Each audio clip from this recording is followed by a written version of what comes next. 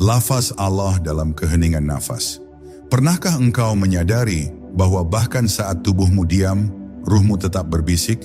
Dan bisikan itu, meskipun tak terdengar oleh telinga manusia, tetap mengucapkan satu nama yang paling suci, Allah.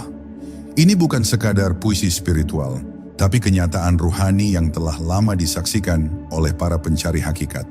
Sebab dalam setiap tarikan dan hembusan nafas, jiwa manusia sebenarnya sedang berzikir. Karena itu sebagian wali menyebut bahwa zikir tertinggi bukanlah yang paling nyaring, melainkan yang paling tersembunyi, yang terjadi secara alami dalam nafas yang tak disadari. Nafas adalah rahasia antara hamba dan Tuhannya. Tidak ada satupun makhluk yang bisa hidup tanpa nafas, dan tak satupun bisa menciptakan nafas itu sendiri. Nafas datang dan pergi, tanpa diminta, tanpa dipaksa, dan di sanalah letak rahasianya. Setiap kali engkau menarik nafas dalam-dalam, engkau sedang menerima kehidupan darinya, dan saat engkau menghembuskannya, engkau sedang mengembalikan amanah itu kepadanya. Dalam tarikan ada alif, dalam penahanan ada lam, dan dalam hembusan ada ha. Satu putaran nafas adalah satu putaran zikir yang sunyi.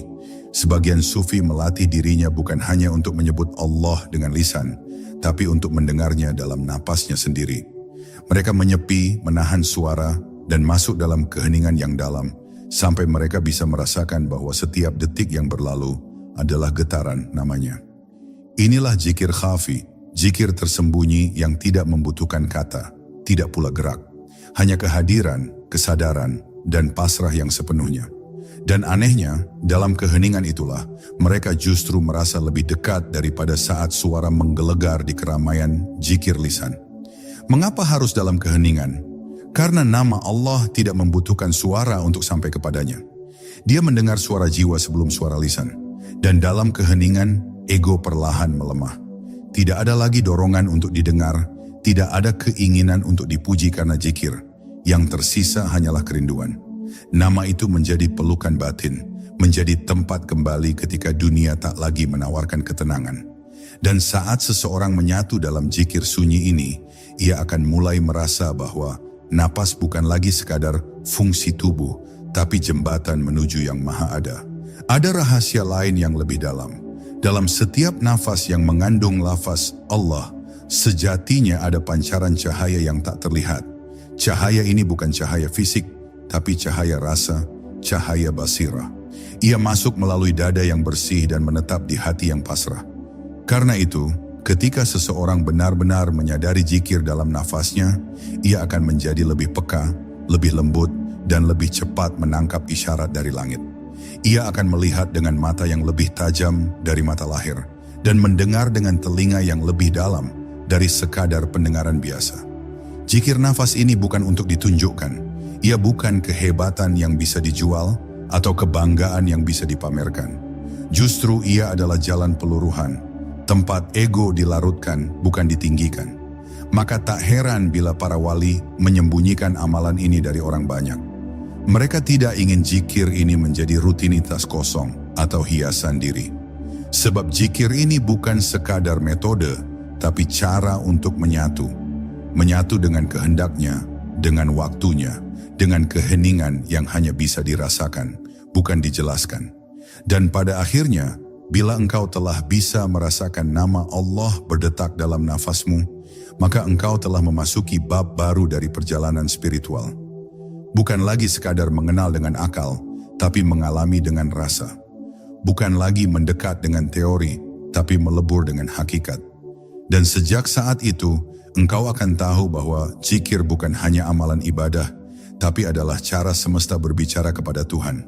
Setiap makhluk, dari manusia hingga burung, dari angin hingga air, semua menyebut Allah dengan caranya masing-masing, dalam bahasa yang hanya bisa dimengerti oleh jiwa yang telah tenang.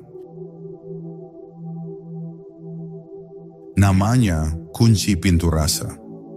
Ada rahasia yang hanya bisa dibuka jika hati seorang hamba benar-benar merendah. Bahwa lafaz Allah bukan sekadar kalimat suci, tetapi kunci dari segala rasa yang terdalam. Ia bukan sekadar nama yang disebut dalam ibadah, bukan hanya identitas dari Tuhan semesta alam, melainkan jalan yang menghubungkan rasa hamba dengan rasa ilahi.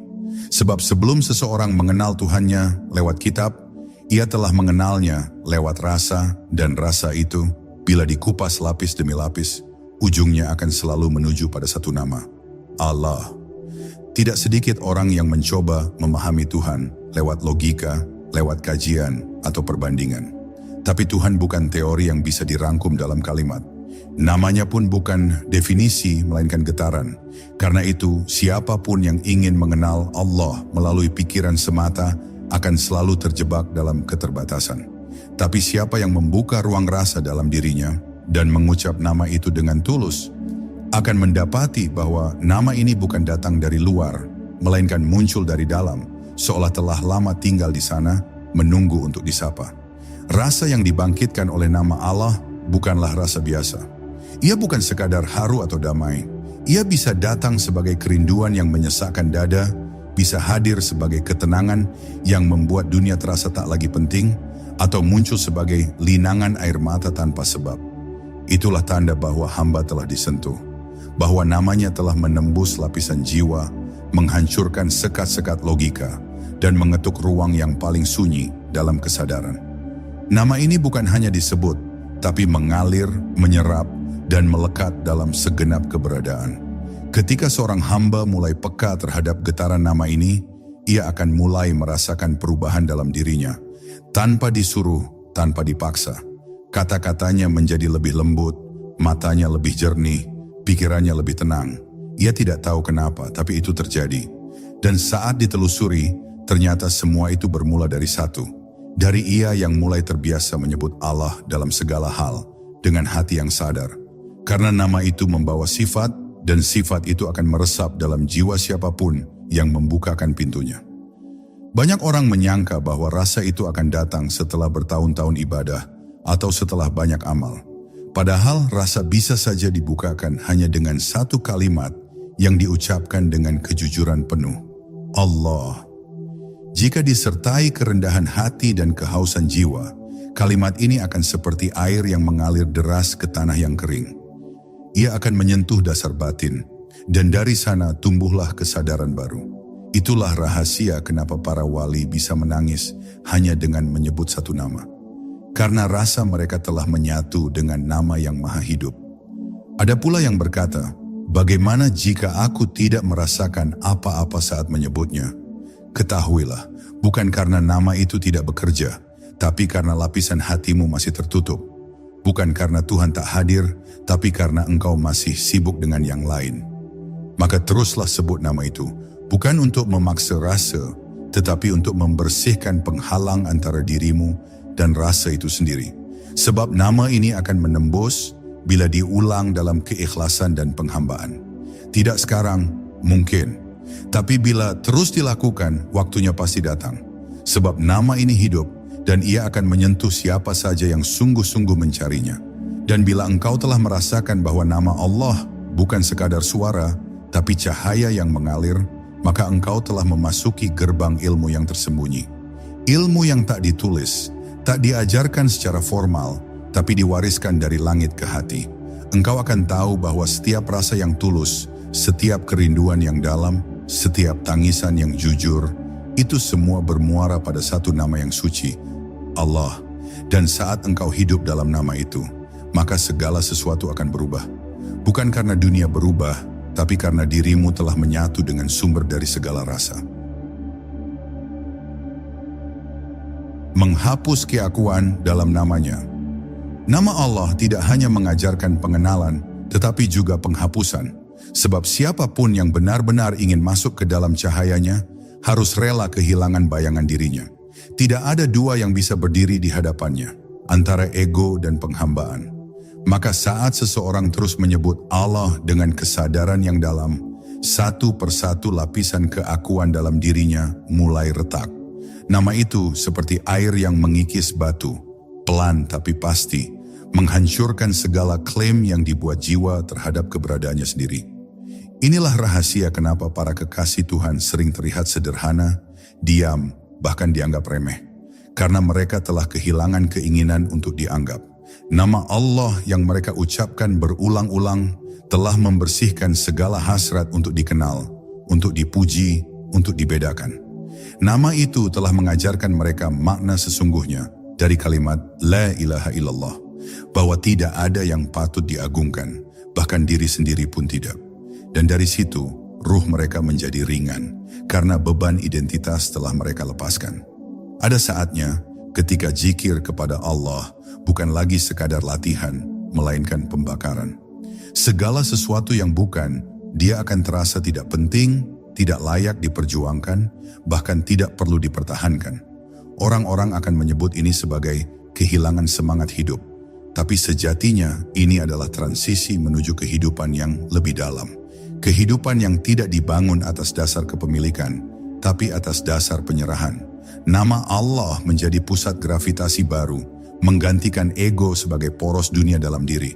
Namun proses ini tidak selalu indah. Terkadang menyakitkan, karena penghapusan keakuan berarti menguliti diri dari semua yang pernah diyakini sebagai aku. Kadang berupa kehilangan, kadang berupa kehinaan, kadang berupa kesendirian yang dalam. Tapi siapapun yang bertahan akan mendapati bahwa nama Allah adalah satu-satunya yang tidak berubah, satu-satunya tempat berpijak yang tidak retak. Saat semua nama lain tak lagi bisa disebut, maka nama ini akan muncul sebagai satu-satunya suara yang tersisa dalam sunyi. Mereka yang telah melewati proses ini tidak lagi menyebut Allah dengan lidah semata. Mereka menyebutnya dengan kehadiran. Bila mereka diam, itu adalah zikir. Bila mereka bergerak, itu adalah ibadah. Tidak ada sekat antara hidup dan menyebut namanya. Karena mereka telah terhapus dan yang tersisa hanyalah Dia. Inilah maqam fana yang sering dibicarakan dalam jalan makrifat. Bukan hilangnya akal atau kesadaran, tapi hilangnya klaim atas diri dan digantikan oleh kesadaran akan kehadirannya dalam setiap nafas.